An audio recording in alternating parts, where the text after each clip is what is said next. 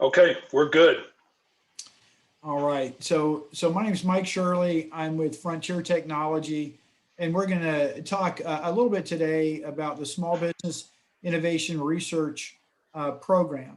We're going to walk you through the three different phases of the program, how folks use the program, how FTI has worked with this. And again, it's an opportunity for a lot of different companies to get involved in this program that has been very successful in terms of getting some new capabilities out in front of a lot of different government customers. And so we'll walk through some of those things today. So our purpose is we're going to give a little bit of overview of Frontier Technology. We're going to talk about I'll call it the SBIR program, or Small Business Innovation Research Program. What FTI kind of the thrust of what we do is a lot of program management, data analytics, data fusion kind of things. And we'll talk a little bit about our technologies, but not much. But you'll get the gist of how some of these things were maybe for one customer, and then they evolve through a phase one of SBIRs, then a phase two, and then you'll see some of our phase threes. And we like to quote General Brown in this quote, because a lot of what you're going to hear is about speed, flexibility. And again, with that said, that's what the general's getting at when he says accelerate, change, or lose. Change is critical and speed is paramount. And so in the past, sometimes for people to get something on contract, it might take 18 months. Well, you'll see in a little bit, ours tends to take weeks to a month or two instead of 18 months to 2 years. So FTI is a small business in terms of headcount. So if the NAICS code is counting 500 or less or 1,000 or less, we're a small business. On the revenue things, we're not. But we have been a small business. We've been in business for 35 years and have grown through some of those limits, but have been, I think, a good industry partner as we've done that. We're in a few dozen states around the country. So we're headquarters in Dayton, Ohio. I happen to sit outside of Wright-Patterson Air Force Base, but you'll see that we support the Air Force, Army, Navy, Marines, and Space Force. So a pretty broad set of things that we do in the Small Business Innovation Research Program.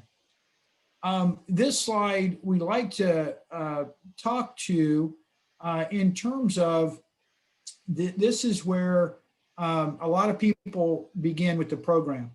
They have never heard of the SBIR program. So there's some seed money that the Small Business Administration puts out through the 11 agencies, which is really in their own budgets, but SBA administers the program, where they can invest in technologies. And it might be somebody building a widget in a garage, and it might be an idea or a concept, and that's phase one. So some SBIR dollars, usually small amounts, 50 to 150K, depending on the service or the agency. And they are paid to go compete for that.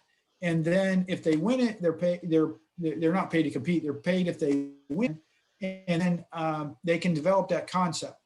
A subset of the phase one efforts become phase twos. The government likes what they hear or see. You may have 3 or 4 different phase one winners, and then they want a one or more phase two winners to flesh out and to mature that capability. That tends to be a bit more dollars, around 750K to 1.5 million.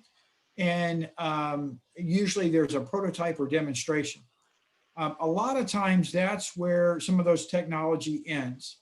The SBIR phase 3 is really the opposite of 1 and 2. And SBIR phase 3 is what we're going to talk about mainly today. And that is work that derives from, extends, or completes a phase 1 or 2 effort. Unlike the phase 1s and 2s, the phase 3s tend to be sole source. And unlike the 1s or 2s, instead of using the SBIR dollars from the SBIR program, now any other federal dollars or commercial dollars can be used. The only funds that can't be used in a for a phase 3 are the SBIR dollars. Those were the seed monies for the 1 and 2. And then these are 3 of the guides that the services put out in order for their program managers and contracting officers to learn about how to do a phase 3 SBIR, because a lot of folks in the acquisition community just haven't been exposed, or the only thing they've been exposed to are 1s and 2s, and these guides are specifically for phase 3s. The next slide kind of shows that we are looking at this through the Small Business Administration. So again, this is who owns the program. And when I say derives from, extends, or completes, what does that mean? So the SBA put out guidance. Derives from means that the requirement or contract has its origin or traces to previous SBIR efforts of a SBIR firm.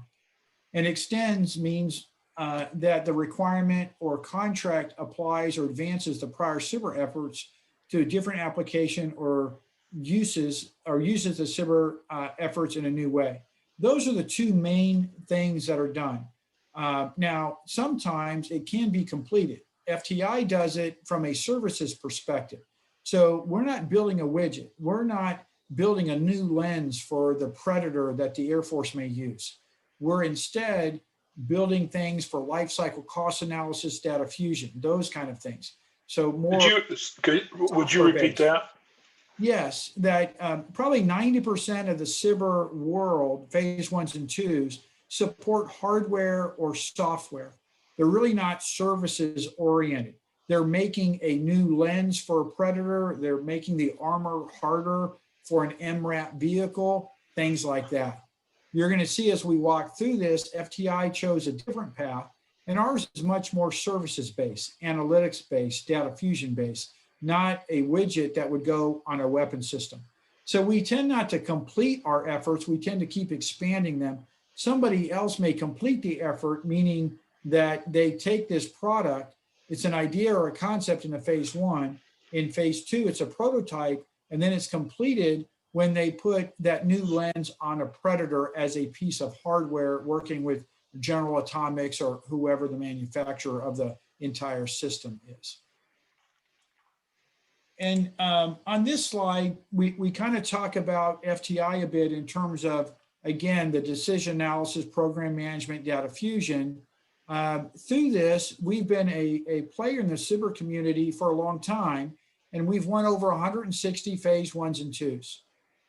You can bid and compete for 1s and 2s until you reach 500 people.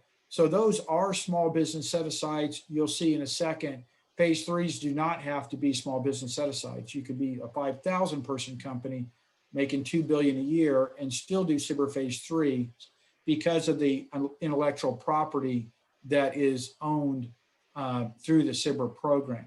So Mike, is FTI intentionally trying to stay small?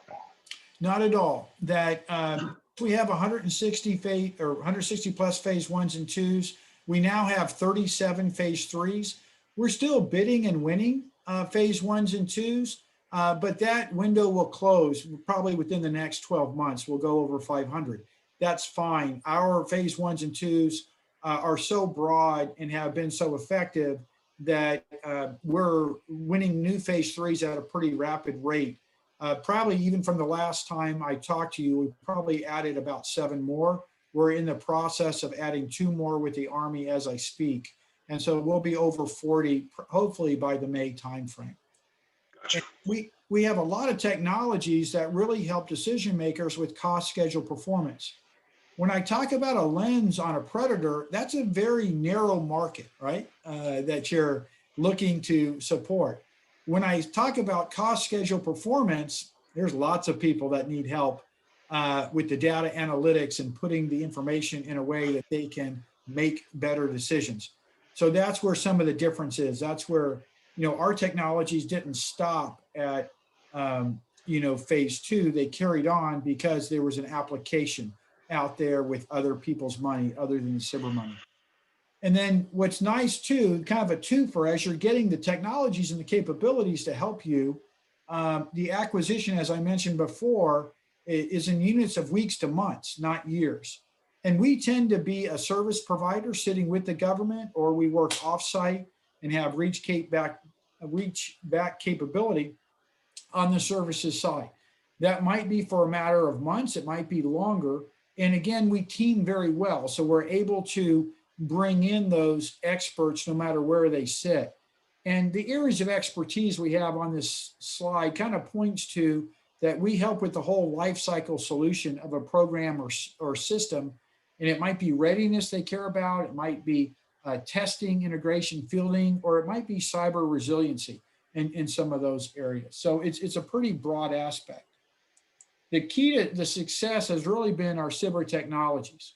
And that is, when you look at this and you start from the left and think of the strategic life cycle of any program or solution, and then you move to the right and go, okay, somebody might need decision analysis help, program management help, logistics help, big data analytics, or prognostic health management. Then you start to narrow in some of our tool sets.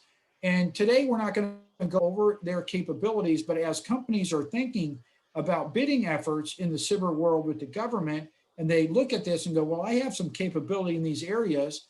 What I recommend is look at those 11 federal agencies. And if you go to the SBA website, they'll point you to those. And then they put out their topics for you to bid on the phase ones of those efforts. And again, you can sell your wares there, your concepts, and again, you can start this path into the cyber world. So we have, again, gone past the cyber 1-2 stage into the phase 3. And in phase 3, we have found we help customers, government customers, throughout this entire process, from the research and development stage through design, prototype, test and evaluation, fielding, modifying, and sustaining a program or system. The models and the tools are on the left-hand side. Again, we're not going to go into great detail. Some of the words that are on there describe basically what they do. But the ones at the bottom need data to be used. So our metrics progress analysis engine takes data from any source and looks at the metrics that the customer is interested in. We may even help the customer look at different metrics than what they normally are doing to see, hey, you might want to look at this as a leading indicator or things like that. And then they data analytics and R squares and all those good things to look for correlation between the government's actions and their decision points and their investments and what outcomes they're trying to get, and to see if those outcomes are happening. You know, are these actions producing positive results, negative results, or having no effect at all? So when we have our tools that need data, those are the ones that tend to be generated in the prototype phase. And we do everything from looking at marine paper copy training records and converting those into digital, then analyzing those, to taking very classified data off of satellites. And in one instance, that used to be about a 22-hour process that now, through some of these technology, gets it from the satellite to some decision makers in 8 minutes. You could understand why that may be useful to some of our customers. Let me stop there and see if there are any questions that might be tickling your So brain. yeah, as I said earlier, what I'm wanting to do is what Rick and I are doing is we're tasked with trying to assess our existing base of clients and try to find the best matches to where we can say, okay, come to the lunch and learn and listen, or we need to introduce you. So one of the questions I've got, and you may be about to cover that, but where are you finding some of the best teams? How are you teaming up with, not how, why are you teaming up with someone, and what are you finding when that happens? What's causing that teaming? Right, so that is a great question to have this slide up on. Okay. And, what this does is aligns our technologies with the customer bases and the technologies that were used to support these customer bases. So how we team is we look for companies that have complementary capability or that the government is trying to get to and they don't have a way to make that happen. And this can be all the way down to that 1099, that independent consultant, all the way to a small business of 300-400 people, all the way up to a 5,000 person company.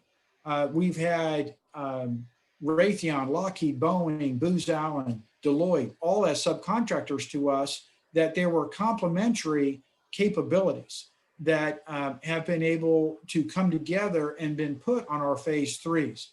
And as you look at these things, the tools is one aspect of it and the technologies, but then you kind of go with, well, so what? You've got these tools, what do they do? So what tends to happen is on this slide, customers, what I call find themselves. They look at this and go, yeah, my current contract really is not getting me the subject matter experts that I need. I needed cleared scrum masters to help with the B-2 bomber. And so FTI and your teammates, can you help us do that? And then as you go down this list, you'll see the kind of area that the customer had a need in. And then you'll see the customers in brackets, the light attack aircraft, the Joint Strike Fighter, Space Force, the Navy, all these kind of different areas, Defense Health Agency. And so companies can look at this and go, oh, I do some logistics things. I do program readiness or program management. I am involved with metrics with my customer. So yeah, it might be worthwhile then to sit down and have a discussion. And then what we do quite often is we do co-marketing with our teaming partners. They may have a better relationship with a government customer than we do. We may have never even met them, but they go, wow, this is pretty interesting. Your technologies are useful. Your contracting solution is useful. How about we team together, do what I call co-marketing. We go in the same room, or in this world, the same virtual room, and we sit down with the government customer that has the problem and the money. And then we talk about how ourselves and our teaming partner may be able to provide a combined solution through this vehicle. So that's where it tends to happen when, and it really shows itself in the last quarter of the fiscal year. So in the last quarter of the fiscal year, as most of us in government contracting know, people are trying to put money on contract, but they may not have a contract vehicle in place. So as I said, we have 37 phase threes. And as we come together with industry partners and go, well, we actually have a contract vehicle with that customer. Why don't we chat and see if there's a fit in scope? We've been able to put, for example, between July, August, and September of a given year, over $80 million on contract in that short period of time because of how rapid these things happen. So, those teaming partners, we meet at industry days, we meet through introductions, we meet because a customer may go, hey, Mike, what you guys are saying, I need some of, but can you bring on company X, Y, or Z? Because I also need what they are bringing to the table. And we're happy to make those teaming arrangements. Did that answer your question? Yes. Super. So slide 10 is kind of an important slide. In October of 20, for anybody out there, if you go to the SBA website, in October of 20, the Small Business Administration rewrote their directive on the SBIR program. And so these are the highlights of that directive. And we also have a white paper that's a 2-page summary of that document. And then it has 8 pages of reference. Happy to send that out. I think you and your team have that as part of the documents that I've sent before, but I'm happy to send it again. The first part of this really is program focus. So program managers tend to get interested in the top half of this chart, where very broad scope of work can be done. Products, services, R&D, all those things. And then unlike many contracts, both services and materials can be acquired on a phase 3. That's not always done in contracts. And then as I mentioned before, any teammates. I kind of was talking about commercial teammates, small businesses, large things like that. But the other thing that's nice is sometimes customers want to get to a university or a federally funded research and development center. And we're able to do that and make those teaming partners. And then again, any funds, including foreign military sales funds, can be done on these. And any federal agency, even if they're not one of the 11 that have a small business innovation research program, they can still, their contracting team can still put a phase 3 in place, even though they don't have that program. It's open to all federal agencies. And then any security level, we have some that are TS, SCI, SAP, SAR. Now, the second part of this chart really gets focused on the contracting team, usually, that we're sitting across the table talking from. And in this case, where they're sole source, because of the intellectual property, we're able to do direct discussions with the government. So for one, all contracting options are available on the SBIR phase 3. There's no limit to the number of, the duration, the type, or the value, or the value of phase 3. We have a phase 3 that's $400 million of ceiling. We have a basic ordering agreement that has unlimited ceiling. All the ceiling is done at the delivery order level. There's no time limit in the time that elapses between when a company wins a phase 1 or 2 and when they put a phase 3 in place. And because the phase 1 and 2s were competed, the contracting team is going to get competition credit for the SBIR phase 3, even though it's sole source. So almost a decade ago, the Congress was looking and going, hey, there's just not much use of these SBIR technologies. Let's move out of the way the barriers of contracting. So that's part of what they did.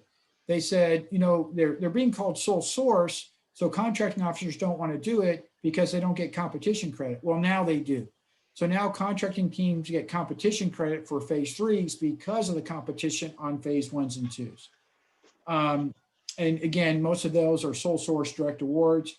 The size limits, one of your questions earlier, that 500 FTE count size limit does not apply to a SBIR phase 3.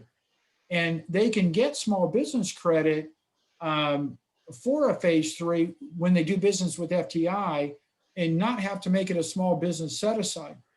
And the way they do that is if you use NAICS code 541715, that covers up to 1,000 people, sometimes even more with exceptions. And so then you don't have to worry about that 51% work share, because sometimes the optimum team, it might be a third, ourselves and 2 teaming partners. And so we've done that many times where we're still using the technologies, but we're bringing on these 2 teammates that the government needs. And we're trying to get the government the optimum solution.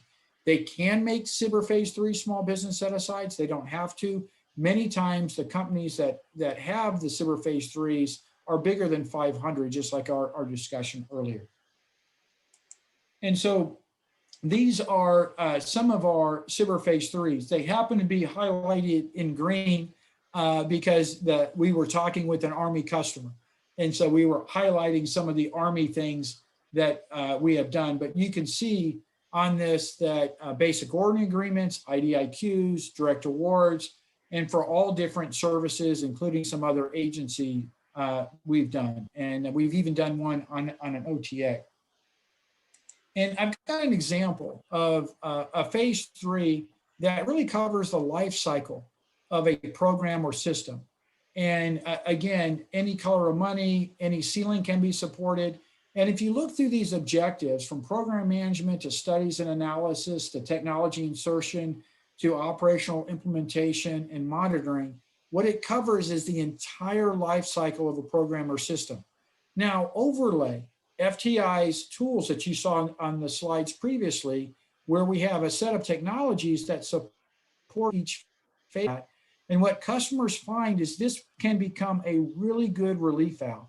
It may not be to support their main effort, and their main contracting situation may be great, but those hard to do things, sometimes it takes, for example, longer to get a study on contract than it does to do the study. So wouldn't a customer like having an umbrella vehicle that they can get some of their studies done, their technology insertion, their testing done, and put it on contract in a matter of days, having this in place rather than an 18-month to 2-year acquisition process. Let me stop there and see what questions you may have. Rick, what about you? I've got a question. All right, so I'm a small business, and I'm looking to see what's in it for me when the possibility of working with FTI. And, Well, go ahead. So, as I understand it, you reach out to the government agencies, and you're looking for opportunities, needs that they have. And so I would assume that you're going to look through the different phase 3s that you've got available. And let's say that you have staff on hand and it fits one of your phase 3s. Well, you're going to go ahead and you're going to do it with your existing staff. Now, where I would want to come in is where you've got something, but it also has a technical slant or a part of the business that I just don't have staff for. So I'm assuming that you would reach out to small companies like myself or mine that you would be able to fill in the holes in a particular need for one of these agencies. And so you would do the teaming that you've been talking about. So Rick, go ahead. So Rick, that is one way that we go out and team, where we have a niche or a need that we don't do or don't have the expertise in that geographic area, and we may reach out to look for a teammate. But actually the better way and the most often way we successfully do business with small businesses is we get to know each other. We listen to their capability brief. They listen to this briefing, and we may even give a little bit more in depth with some of the technologies. And then we whiteboard. And then we go, okay, where can your small business and FTI work together? And I'll give you an example. Right now, we don't have any work in the FAA, but maybe a small business has work in the FAA, or they want to have work in the FAA, but they don't have an inroad. Maybe the FAA is using certain GSA schedules they don't have, or the competitive market is driving the price in delivering those services down real low. But they have capability and they think that the FAA could use their capability. So let's talk. And then we do that co-marketing. So then we go in and we sit together because maybe they, from a professional contact or whatever, have an inroad to a program manager in the FAA. And they go, hey, Jim Bob, I have been telling you that we as a small business have this capability to really help manage the air traffic flow. And then we've got this company, FTI, that has this metrics analysis capability that we think we can look at and analyze how different times of the day we may want to staff differently, whatever the case may be. So we sit down and we co-market and we go, okay, and we get this government person in FAA to go, I like what you're saying. How do I get to you guys? And then we go, okay, we can have you put a phase 3 in place, or maybe even use one that's already existing, and we can get going in a matter of weeks to start it up and move it out. So it's much more in the upfront phase and getting to know each other, and then going, where is there an intersection of that small business's capability with our kind of strategic plan and where we're going, and to where it's a win-win for both companies.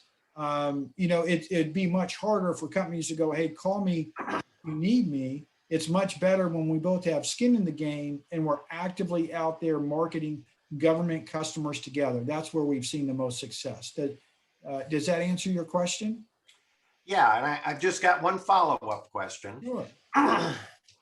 So how do I get to know you? So as a small business, how do I get to have that first conversation so that you can get to know what my capabilities are? Sure. So happy to, and I've got 9 business development people that work for me, along with over a dozen consultants. So one of the things that I think we do pretty well is we go out and we reach out across lots of government folks, and we're always looking for industry partners. So you could reach me at Shirley, MSHIRLEY, at FTI, Foxtrot Tango India, a minus sign, November Echo Tango.com. So Shirley at FTI.com.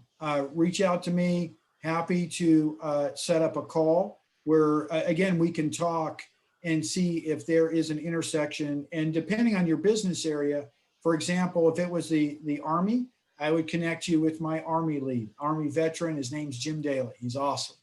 And so I have leads in lots of different areas. So whether you would spend much time with me, or if I get you to the right people that are in your type of business, that's what I try to do as efficiently as possible. But yeah, I'm happy to take those emails, and you'll see at the end of this brief, there's some contact information in terms of another email, a BD email address, and a phone number.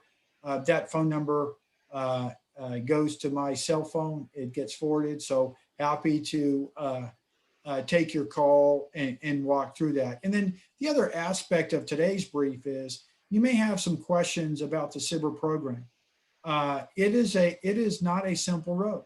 So we've been successful, but as I said earlier, we've been doing it for a couple decades, and there's been as many failures as successes along when you're trying to do the SBIR 1s and 2s. And if you'd like to chat about that a little bit, we're always happy to give back, and even get to know, you may be that hardware company that's doing great things in that community, and I'll give you some advice on that. If you're much more of the services, then happy to chat with you about that. There's many that have helped us along the way. We're happy to help others. So I've got a follow-up question. I'm going to tag team. So has FTI worked with people who have phase 1 or 2 SBIRs and you didn't? Well, since we've always had them, or at least I've been with FTI for 5 years, so we've always had 1s and 2s, and we've always had phase 3s. But we have worked with companies that have phase 1s and 2s. To answer your question, we have not. Well, no, there's one exception. We have subbed to somebody else that has put their phase 2 in place as a phase 3, and then we have subbed to them. So yes, I guess we have. So is the terminology then, when we find a client that we think is a suspect for you, they've got something, and they've got a customer that's wanting it, but they can't make it happen. That's what I think I remember you talking about before, correct? Yes. So we bring them to you.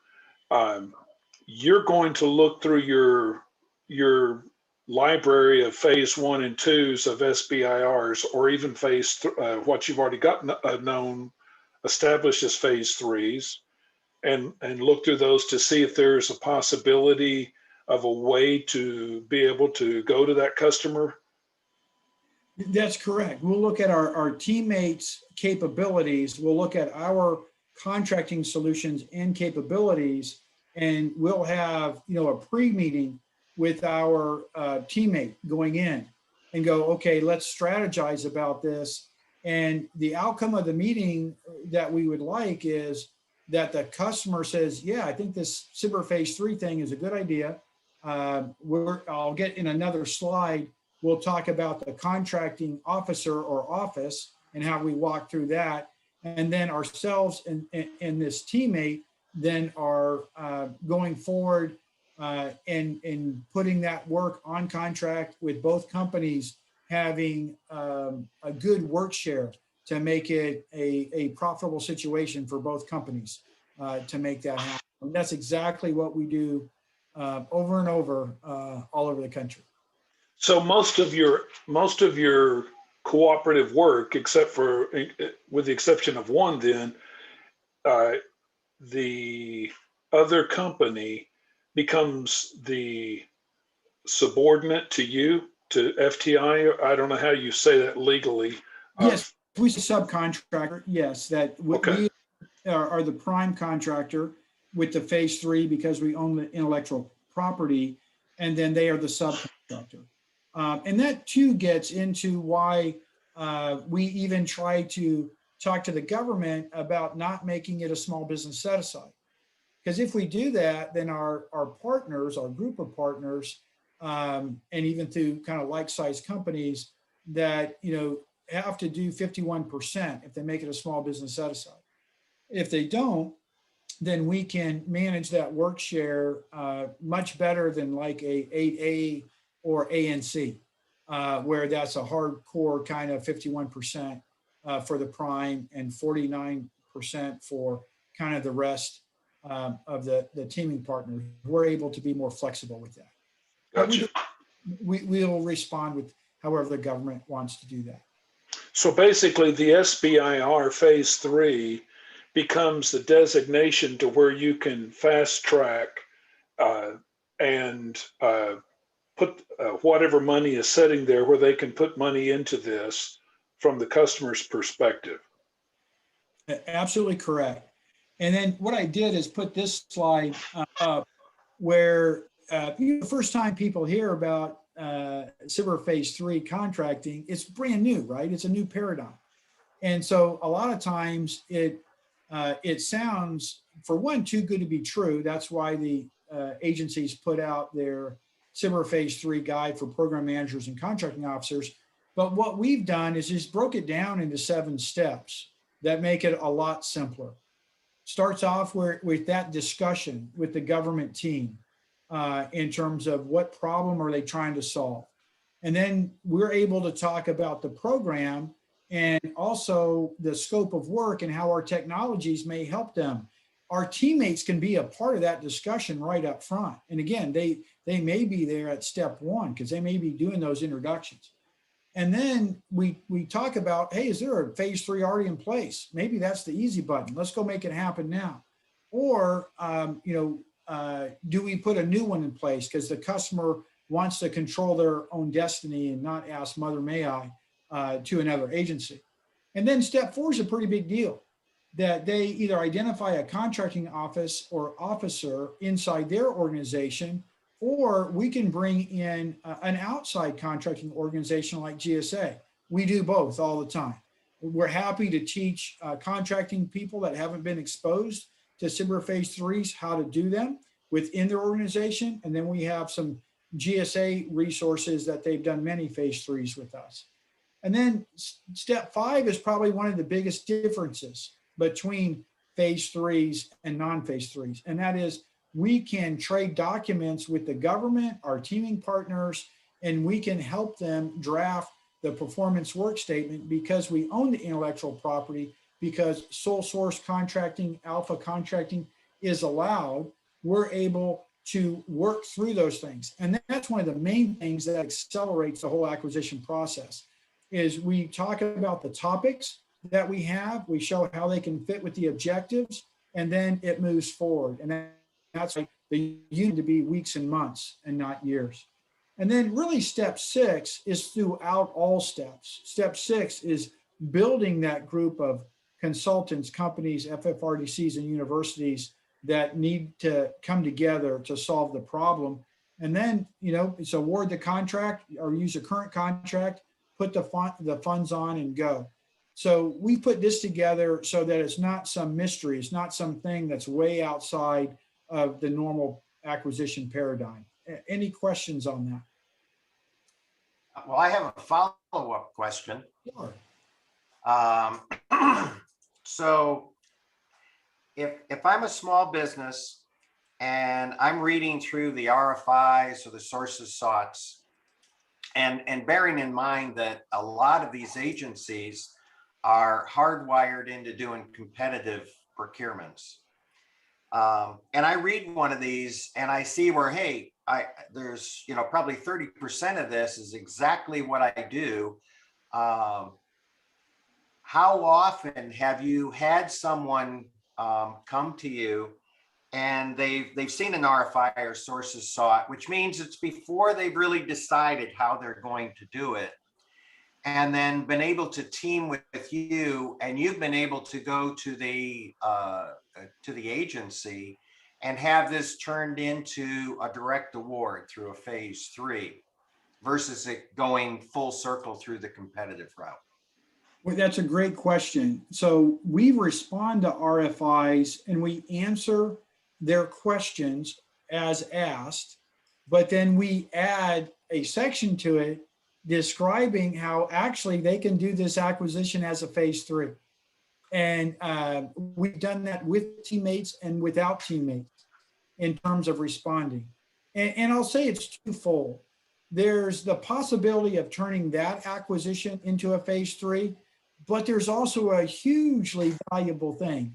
And that is that contract specialist, that buyer, and that contracting officer have an opportunity to get educated on something they didn't even know existed. So as they are basically reading every response that said, my company can do it, my company can do it faster, cheaper, better, they get to this one and says, yeah, we can do it, but we think you can do it a lot faster and more efficient if you use the Silverface 3s, and then you get these technologies for free.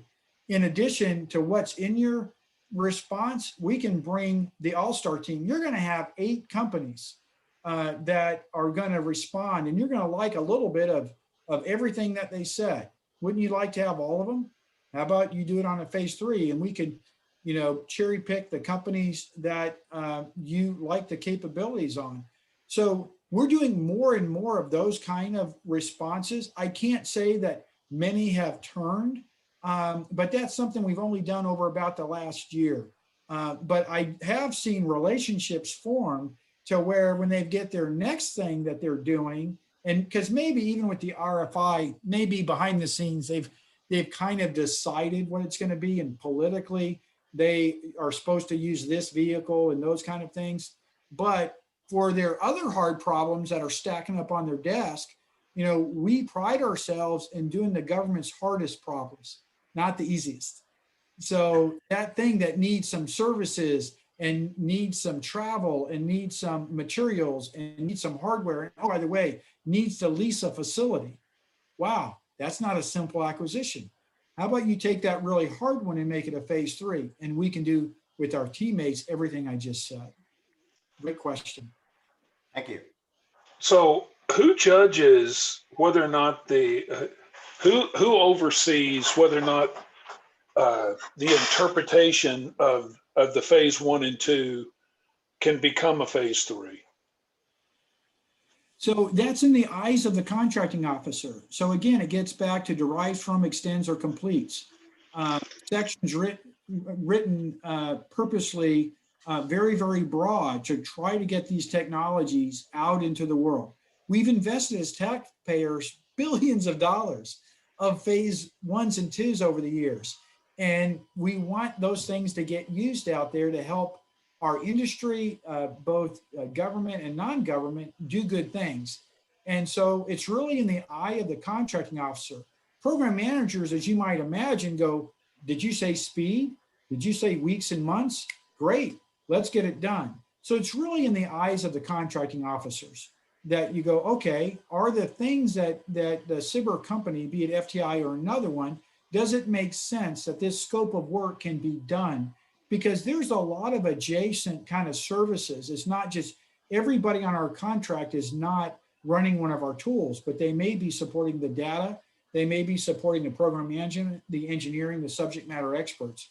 So it's really in the eyes of the contracting officer. And again, that's why the Navy, the Air Force, others have really good guides. And if people on this call go out, look at the SBA, they'll have their those guides. And I'm a retired Air Force guy, but I have to admit that the Navy has probably the best guide, and they just refreshed it in the last 12 months. And I will say that the Air Force was smart enough to copy it, and they added some other cool stuff. But the frequently asked questions, so there's only about 3 or 4 pages of frequently asked questions, and it's worth companies' time to read it, because you could tell by the questions that the program manager or contracting officer that wrote the question thought this was too good to be true, and they just didn't believe that it was possible. Well, their answers say not only is it true, but we as a service are encouraging you to do Silverface 3s. And this is how you do it. You don't have to write a J&A, but if you do write one, say these words because it's a Silverface 3. Little things like that are in those guides. And again, the Navy, the Air Force, those frequently asked questions will really up the level of knowledge for companies out there looking at how to do this.